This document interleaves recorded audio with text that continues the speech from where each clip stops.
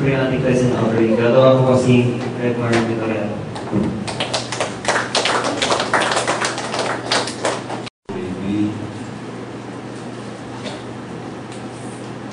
Ay po lahat na ito kayo.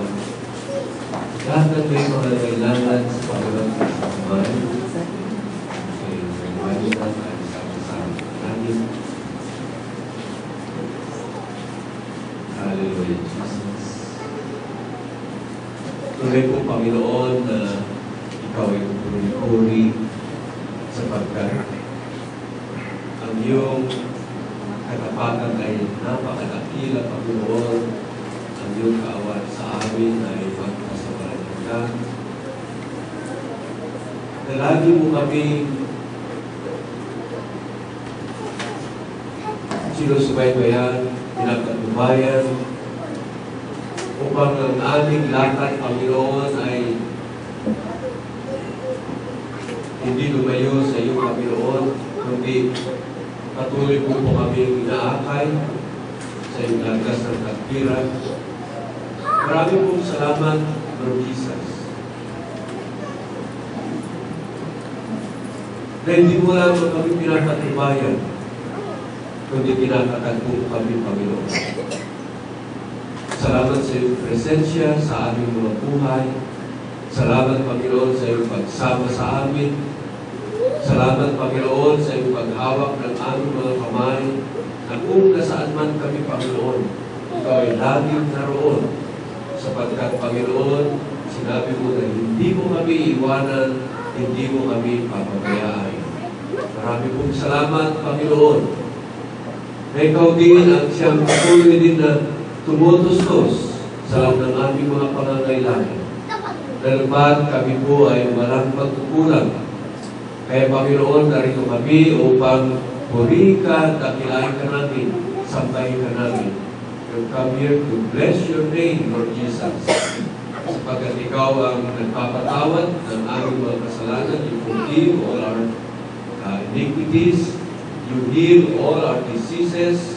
You redeem our lives from destruction. You crown us with loving kindness and tender mercies, and you satisfy our mouth with good things, so that our youth is renewed like the eagles. Tunay po, Panginoon, na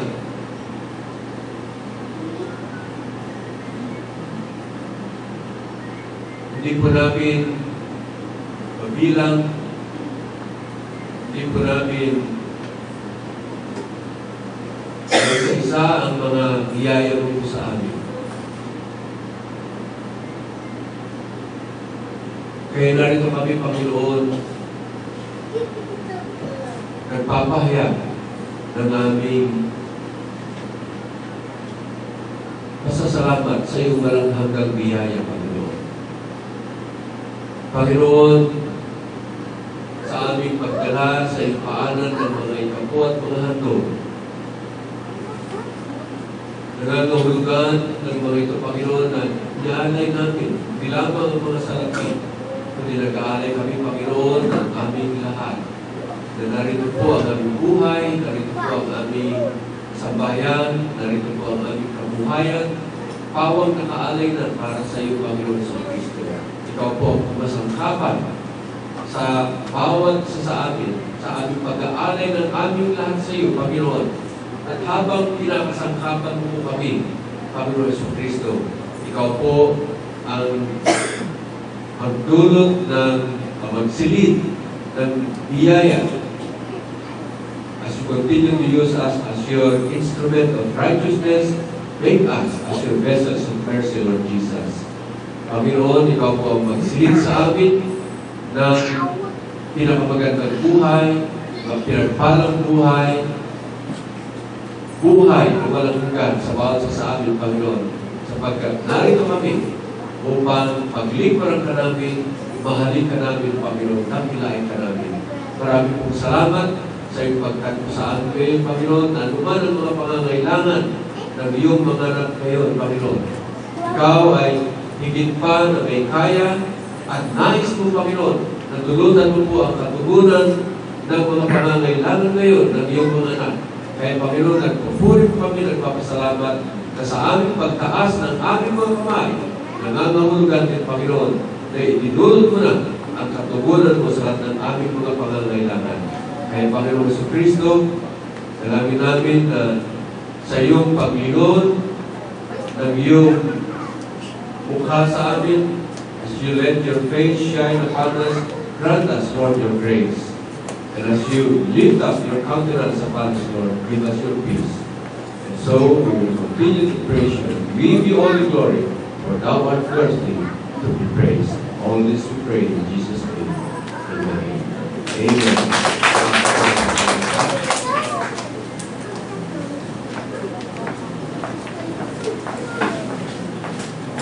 Buksan ninyo yung banal na kasulatan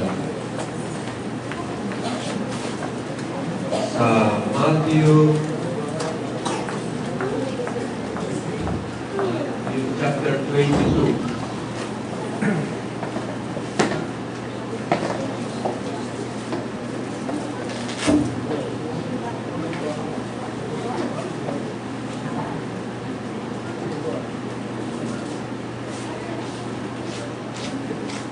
I'll start reading from verse 23 hanggang sa mga sumusunod ng mga talata. The same day, came to him Sadducees. Basahin niyo itong chapter 22. Ang daming sunod-sunod dito na tila sinasadya na naglalakad ng palibog, patibog ng mga kalaban ng ating Panginoon Jesucristo para mahuli siya sa kanyang pananalita. No? Talagang hinahanapan ng Panginoon ng paraan para ma-discredit ang ating Panginoon, both from the side of the Pharisees as well as the side of the Sadducees.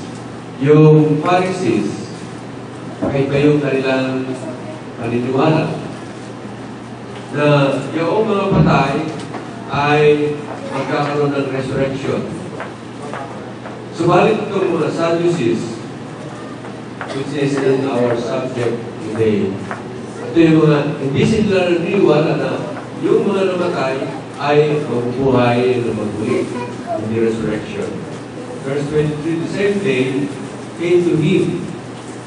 The same thing, hindi natin ka na ng Panginoon. The same day came to him the Sadducees, after the Pharisees came to him, trying to lay a trap against him.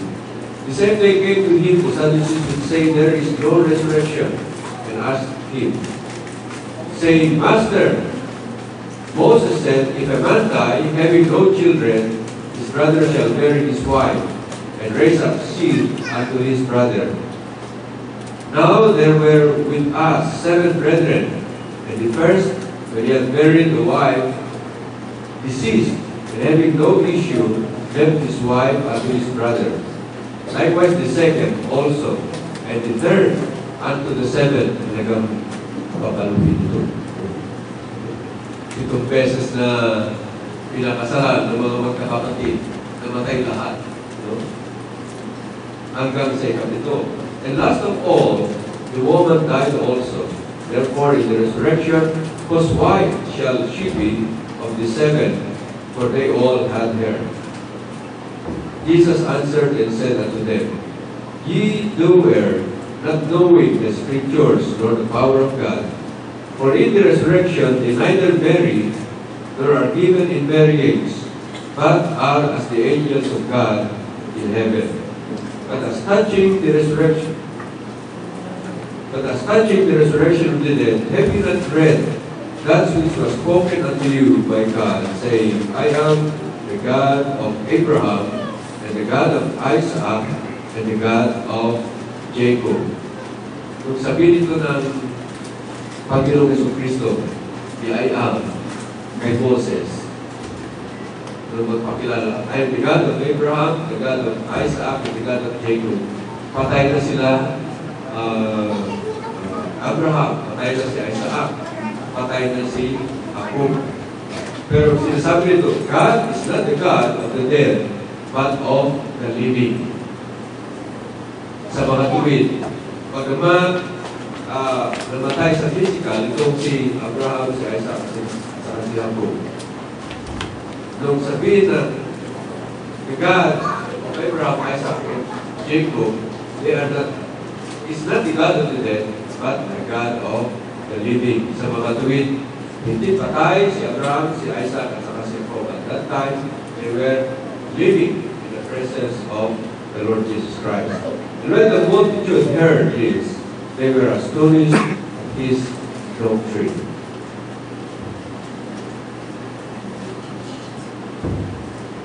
Ang ating pagpapakuha ng pagsin ngayon ay yung pag-uusap ng ating Panginoon sa Kristo na kayo ay nagkakamali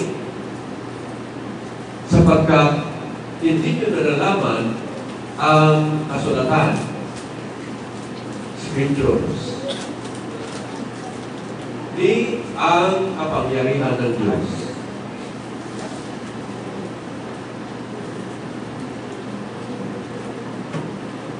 Noong last year, sabi nila yung sa liputan daw, yung technical natin magugulaw na. By 21 December 2012, magugulaw na raw ayon sa Mayan calendar. So, lahat ng mga naniwala nito ay nangangahulugan na hindi nila alam ang kanilang kasulatan. Dahil bago pa mangyari ang paggunaw ng Panginoon Kristo ng the old heavens and the old earth na ating kinalalagyan ngayon, kinakailangan meron pang maganap na rapture, yun yung pag-agaw ng Panginoon, pagdagit ng lahat ng mga mananampalataya. Una, yung mga patay ay bubuhay ng Panginoon. Dahil yung mga kaluluwa na namatay nandun sa ngayon, nandun sa tinatawag na paradise. O kaya yung tinatawag na third heaven. O kaya yung sinasabi ng Panginoon, in my Father's house.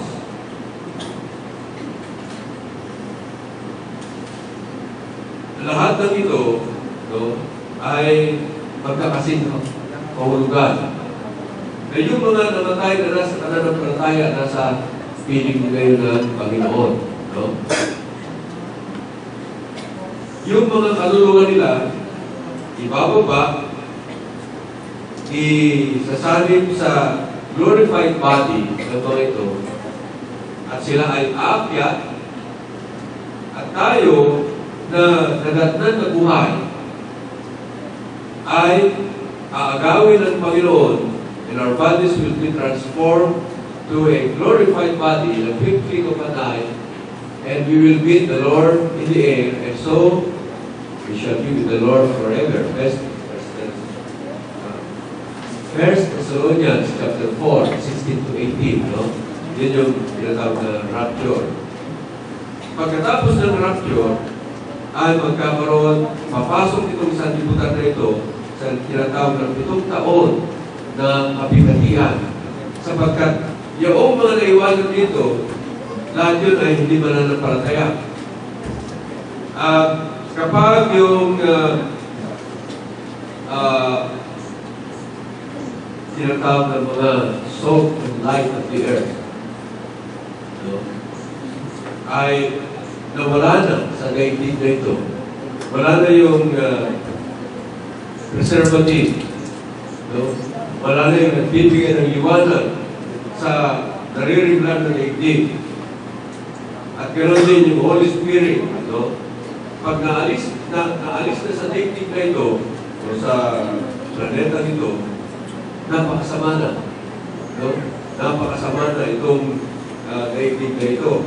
It will be just like Genesis chapter 6. Na walang inisip ang mga tao, walang ilathan ng kanilang kaisipan, their thoughts and imaginations only came up with evil things.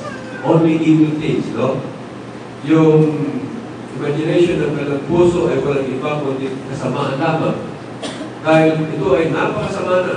Wala na yung preservative, the salt of the earth, wala na yung light of the earth or light of the world. Kaya masama, ang bilis ng pagsama ng sanlibutan na ito. Kaya papasok ang daigdig na ito sa tinatawag na 7 years tribulation period. Na sa kalagitnaan ng 7 years na yan ay yung Antikristo tatayo at i-require niya ang lahat na sumamba sa kanya. No? Lahat ng hindi tumanggap ng mark of the beast, they won't be able to do business as usual. No? Dahil kung wala kayong marka, you cannot go to the grocery, you cannot be employed, you cannot go to the hospital. Dahil kinakailangan yung account mo. Kung bagay, meron kang dapat barcode. Na nandiyan sa kamay mo o kaya sa loob mo. So it will be a very difficult time for those who would not allow themselves to be under the reign or the government of the Antichrist. So 7 taon yan. No? Sa doon to, napakasama na ang daigdig na kung hindi mag-intervene ang Panginoon, itong sanlibutan na ito ay magugunaw. Because all nations will come around Jerusalem and destroy the city of the Lord. Pero the Lord Jesus Christ will come. Revelation chapter 19, no? Darating siya para mag-intervene. At lahat ng mga persa ng Antikristo ay kanyang pupuksain. No? At ang Panginoon will establish His 1,000 years reign. Yan yung tinatawag na the Golden Age. Dahil ang mag-aari dito ng 1,000 taon ay ang Panginoon Kristo na lahat ay mapayapa. Na lahat ay mapayapa. Lahat ay maunlad. Lahat ay papunta sa Jerusalem para magpuri at sumamba sa ating Panginoon Kristo every year. Every year. At the end of that 1,000 years reign, yung tignan na, medyo lumabas ako sa topic ko, pero inyong tignan, sa 1,000 years reign, napakaganda. Ang pamamahala ng ating Panginoon Kristo will reign all over the world from His city in Jerusalem. Dahil lahat ng pamamahala ng tao, no? Lahat ay pabagsak, no? Starting from the Babylonian Kingdom, yun yung panaginip na mayroong statue, ang ulo, gold, yung katawan ay silver, yung balakang ay brass, yung paa ay iron. Tingnan yung value ng metal as you go through the years of this kingdom, starting from the Babylonian kingdom, gold, silver, and so on, pabagsak. Ganyan yung daigdig ay ganyan pamamahala ng tao. Kaya na, darating ang isang pamamahala, yung sinasabi nga sa Isaiah chapter 9, verse 6, no? Na darating ang isang mamamahala sa linya ng mga hari ni David. Hari ng linya ni David, no? At itong tinutukoy dito ay ang Panginoon Kristo na bubuwagin ng lahat ng mga gobyerno, ng kapamahalan ng mga tao at siyang magtatayo ng kapamahalan niya, itong Panginoon Kristo na ito, no? So, ang kanyang kapamahalan, napakabuti. Napakabuti. Kapayapaan ng narito. Walang kasamaan dahil at that time, si Satanas ito. He's in the bottomless pit. He's chained in the bottomless pit. So, walang mandaraya. Kaya puro kapayapaan. And yet, at the end of that reign, 1,000 years reign, marami pa rin ang tao nakakalaban sa Panginoon. Kaya, doon sa dulo ng 1,000 years reign, ang Panginoon, no, ay tutubukin niya ng apoy ang may kumakalaban na ito. At magkakaroon yung tinatawag na Great White Throne Judgment. Lahat ng kanilang mga pangalan ay wala sa dagat-dagat, wala sa aklat ng buhay ng Cordero ay bubulit sa dagat-dagat ng apuetos. Siyempre, lahat ng kanilang pangalan ay nakatala in the Book of Life, the Lamb's Book of Life, silang papasok sa New Heavens and New Earth sapagkat itong ating pinalalagyan ng lumang langit, lumang mga langit at lumang lupa ay kukulawin na ng Panginoon with the fervent heat, no? The elements will melt with the fervent heat.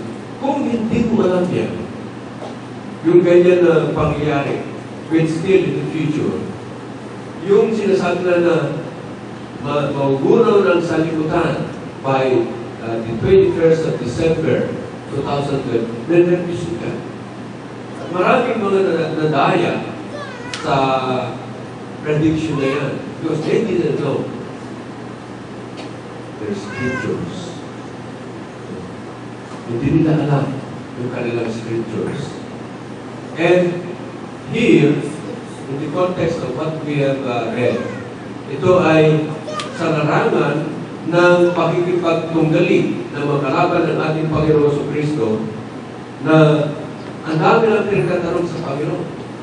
Sabi ng Panginoon, nagkakamali kayo sapagkat hindi ninyo nalalaman ang kasulatan ni ang kapangyarihan ng Diyos. So we'll try to see, ano ba itong kasulatan na ito na dapat nating nalalaman? Noong nangungusap ang Panginoon Kristo, wala pa yung New Testament. When he was mentioning the scriptures, he was referring to the Old Testament. Dahil nung panahon na yun, hindi pa nasulat yung New Testament. No? Yung pinakahuling aklat na sinulat ni Apostol Juan ay yung aklat ng Pahayag, Revelation, na which was written between 90 to 108 years AD, no? Anno Domini. Yung aklat na yun. So, noong narito ang Panginoon Kristo na nakapagkatawang tao when he walked on earth in his humanity, wala pa yung New Testament. So, nung sabihin ng Panginoon na hindi ninyo nalaman ang kasulatan, he was referring to the Old Testament. Yung Old and New Testament. The New Testament is the fulfillment of the Old Testament. No? Yung mga kasulatan doon sa Lumang Tipan ay natupad dito sa New Testament. In other words, kung sino tinutukoy sa Old Testament, yun din ang tinutukoy dito sa New Testament. Sino ang pinapatungkulan sa kasulatan o sa mga scriptures?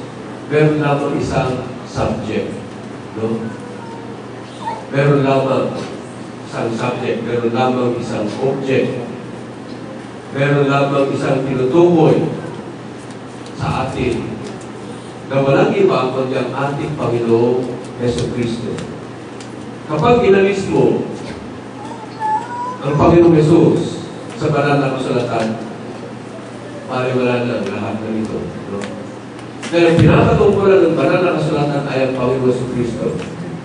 Kaya nung sabihin ng ating Panginoon sa mga Pariseo, mga Saduseo, mga Eskriba, mga mangangaral, doon sa John chapter 5, verses 39 to 40, nung sabihin ng Panginoon, saliksikin ninyo ang banal na kasulatan. Walang ibang tinutukoy, walang ibang pinapatungkulan ng banal na kasulatan kundi ang ating Panginoon Kristo. So sabi ng Panginoon, search the scriptures, for you think you have eternal life with them.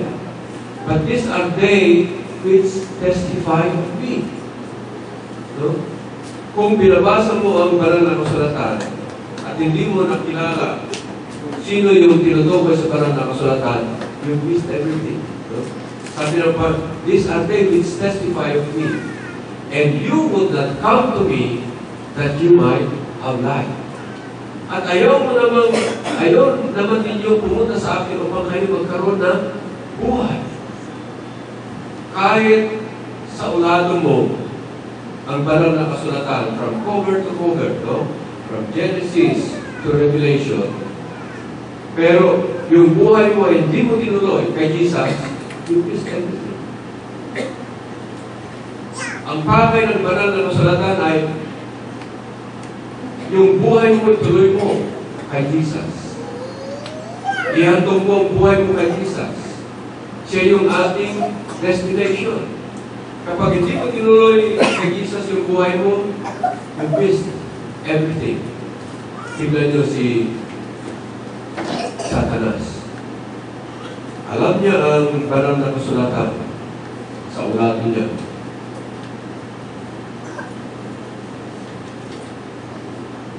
Naniniwala na may Diyos at nanginginig pa.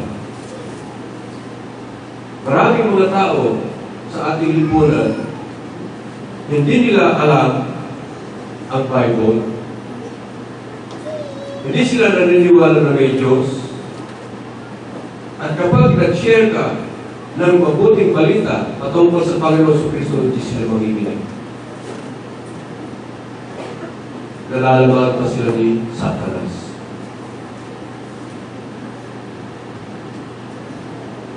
By the way, sa ugali ni Satanas ang Bible, tayo. Ibig sabihin, nalaman pa tayo ni Satanas. Sa ugali niya yung Bible. Ang pagkakaiba lang kay Satanas, hindi niya tinutuloy yung kanyang sarili sa Panginoong Jesucristo. Kaya hindi sapat na alam mo kung ano ang nilalaman ng Bible. Kinakailangan ituloy mo ang buhay mo sa Panginoong Jesucristo. And so in the New Testament, the Apostle John saying that these are written that you might believe that Jesus is the Christ, the Son of God, and that by believing you might have life in His name. Yung Old Testament, pinapapunta tayo sa Panginoong Jesucristo para magkaroon ng buhay na walang hanggan. Sa New Testament, isinulat, these are written, sabi ni Apostle John, that we might believe that Jesus is the Christ, and that by believing, we might have life in His name. Sa mga tuwid, ang pakay ng lumang tipan o kaya bagong tipan ay tayo ay sumampalataya sa Panginoon Jesucristo upang tayo magkaroon ng buhay. Itong mga Pariseo, itong mga Sadduceo, itong mga Escriba, itong mga Mangaral, itong mga leaders of religion at the time of the manhood of the Lord Jesus Christ here on earth, lahat ng mga ito, alam nila ang banal na kasulatan. Alam nila. Ang problema lang nila ay they could not believe what is in the Bible because they did not believe. Pinipili, kahit alam nila, pinipikit nila ang kanilang mga mata. Nakapikit ang kanilang mga mata. Mga marunong, alam nila na ang Panginoon Jesucristo, ang Mesiyas, na tinatawag na anak ni David. Kung inyong basahin yung mga succeeding passages, meron din mga passages doon na natutukoy na alam nila na yung Mesiyas ay anak ni David. But they refuse to believe that Christ is Jesus. They refuse to believe that Jesus is the I Am. They refuse to believe that Jesus is the Messiah. Yan yung naging problema nila. Ipinitit nila ang kanilang mga mata,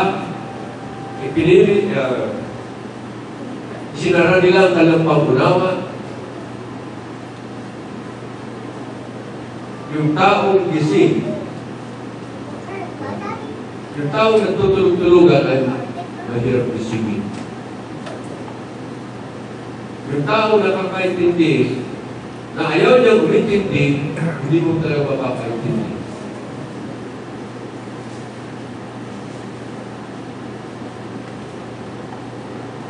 So ito yung naging problema ng mga tao. No? By the way, yung larangan, yung context ng pag-intindi ng banal na kasulatan at yung kapangyarihan ng Diyos ay lahat yun ay nasa plataforma ng Panginoon Jesucristo, ng ministry ng Panginoon Jesucristo. Yung kanyang plataforma ay naihayag sa atin nung mag-umpisa ng ministry ang Panginoon Jesucristo. At that time, ang Panginoon ay pinakilala ni Juan Bautista na siya yung Messiah by saying, "The Lamb of God who takes away the sin of the world." Pinautismuhan. Pagkabautismo, bumaba sa kanyang banal na Espiritu. Pag-awal ng Panginoon Jesus. And from there on, nagpunta na sa Ilang to have this fast for a period of 40 days.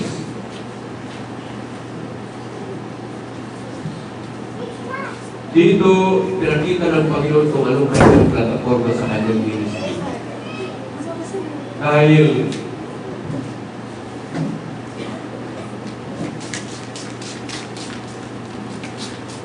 sila ay nag-enkwentro ni Satanas. Noong gutom na gutom ng Panginoon Jesucristo, noong uhaw ng kanyang katawang tao, saka siya ngayon pinuntahan ni Satanas.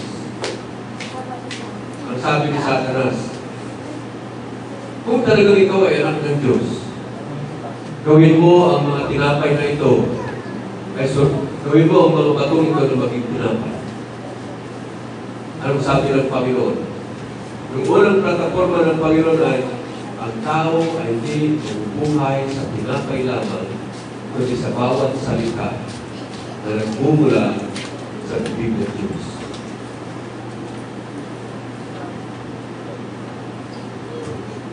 Ang issue dito ay hindi yung omnipotence, hindi yung kapangyarihan ng Panginoon na palitan yung mga bato, gawin yung mga bato na maging tinapay. Dahil kahit wala, ang pagkakaroon ng Panginoon, ng tinapay. Because He called this world into existence from nothing. No? Ganun ang kanyang kapangyarihan. Hindi ganun ang issue dito ay, ang issue dito ay, pagbibigyan pa niya ang hinihingi ng kanyang katawan sa pamamagitan ng himala. Will He indulge in self-gratification by doing a miracle in changing the stones into bread? Dahil kapag ginawa ng Panginoon yun, no, pagbigyan niya yung kanyang katawan, hiningi ng kanyang katawan, ibig sabihin, na overcome, o yung kanyang katawan, yung kanyang mga desires ng kanyang katawan, in-overcome niya yung kanyang spiritual desire na tumini yung kalooban ng Diyos sa kanyang human consciousness.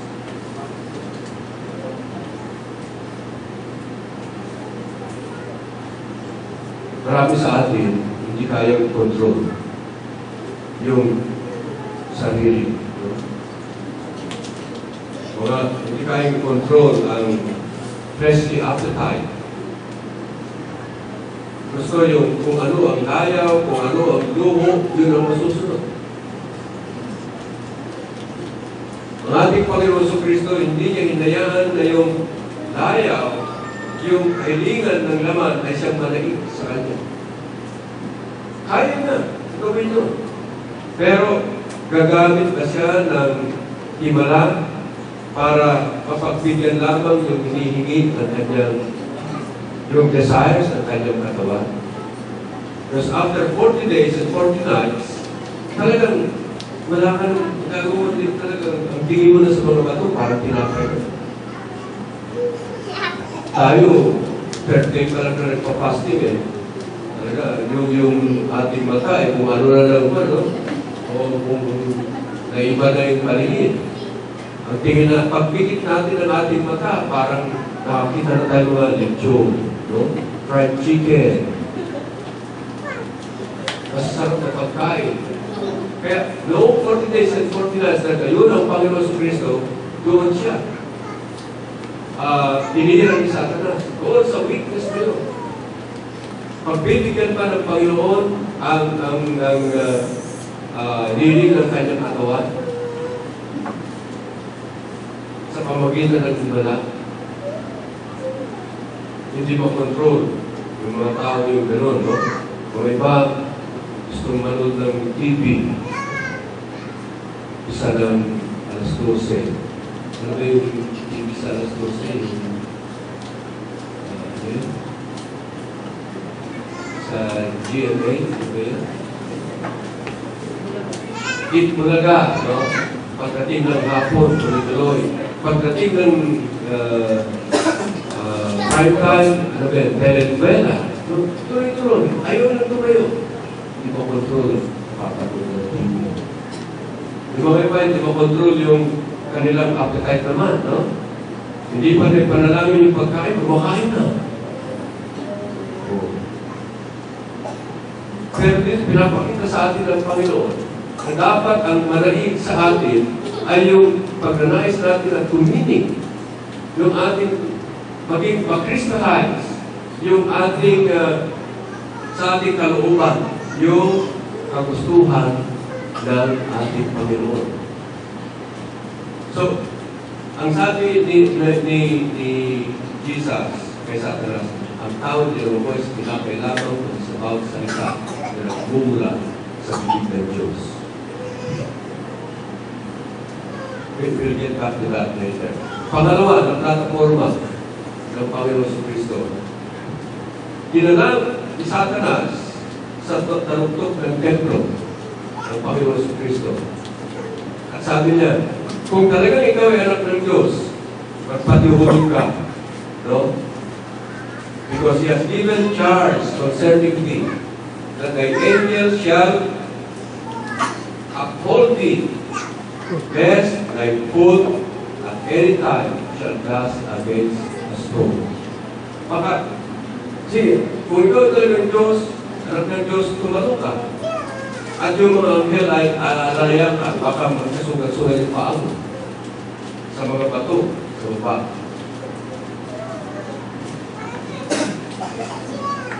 Ang Panginoon, lahat ng mga anghel naglilingkod sa Kanya. Sumasamba sa Kanya. Alam ng Panginoon na at His command, His angels will be at His side. Pero, maghimala ang Panginoon para ma-vindicate siya na siya nga ay anak ng Diyos na inaalalayan ng mga anghel.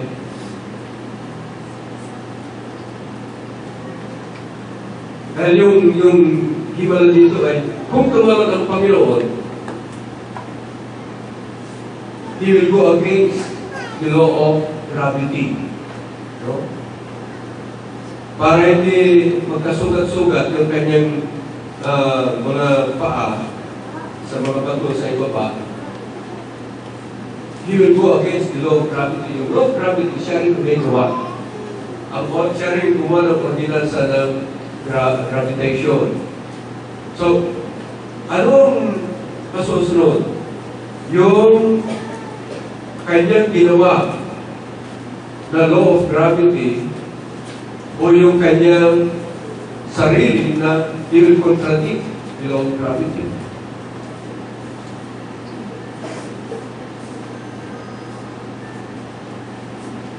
Hindi niya kailangan patunayan na siya ay Diyos. Na siya ay Diyos. Sapagkat kahit hindi maniwala sa Satanas, ang Panginoon Kristo ay anak ng Diyos. Diyos anak tayo. Pero hindi niya kailangan patunayan yun. No? Hindi niya kailangan patunayan yun. Kaya lang, dito sa patibong ni Satanas na ito, yung Panginoon ng salita at saka yung salita ng Panginoon, pinaglalaban niya. No? Gumagawa ng kontradiksyon. Pero yung Panginoon ng salita, kung tumalon, ay kukontradict niya yung law of gravity. Pero yung salita ng Panginoon, He is upholding all things by the word of His power. So, anong masusunod? Dahil mahalaga na ang tao mabubuhay sa tinapay lang, ay hindi mabubuhay sa tinapay lamang, kundi sa bawat salita na nagmumula sa bibig ng Diyos. No? Yung salita ng Panginoon sa paggawa ng sinasabi ng banal na kasulatan na pag siya'y tumalon, iingatan siya ng kanyang maangker para ito magkasugat-sugat ang kanyang paa. O ang masusunod ay yung law of gravitation na kanyang ginawa.